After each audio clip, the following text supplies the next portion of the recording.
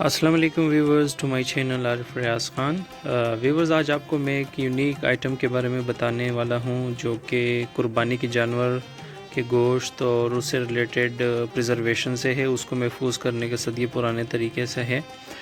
Viewers, جیسا کہ آپ کو پتہ ہے، گوشت کو صدیوں پرانے طریقوں سے محفوظ کیا جاتا تھا،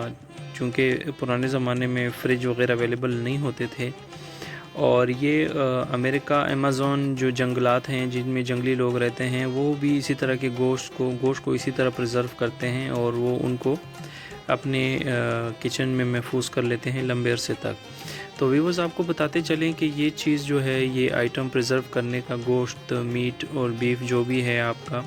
میٹ، مٹن وغیرہ، اس کو آپ اچھے طریقے سے پریزرو کر سکتے ہیں۔ اور اس کا طریقہ یہ ہے کہ آپ اس کو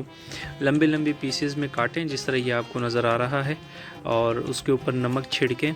اور ان سب کو اچھی طرح آپس میں شیک کر لیں تاکہ ان کے ہر پوائنٹ پہ جا کے اس کا نمک لگ جائے، تاکہ پھر اس سے یہ ہے کہ اس میں خراب ہونے کا چانس کم ہو جاتا ہے جب آپ اس میں نمک لگاتے ہیں۔ نمک لگانے سے یہ ہوتا ہے کہ اس کے اندر جو موئسچر ہوتا ہے، نمی ہوتی ہے، جو پانی ہوتا ہے گوشت کے اندر، وہ ان پہ نمک لگانے کے بعد وہ خشک ہو جاتا ہے، اور اس کو دھوپ میں رکھنے سے یہ فائدہ ہوتا ہے کہ دھوپ اس کی تپش میں اس پہ تپش لگتی ہے دھوپ کی،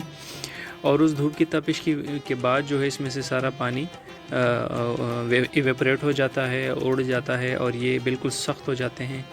اور ناظرین، آپ کو بتاتے چلیں کہ یہ چیز ہمارے ہاں امیر غریب پٹھانوں کے ہاں جو بھی ہمارا کلچر ہے، اس میں یہ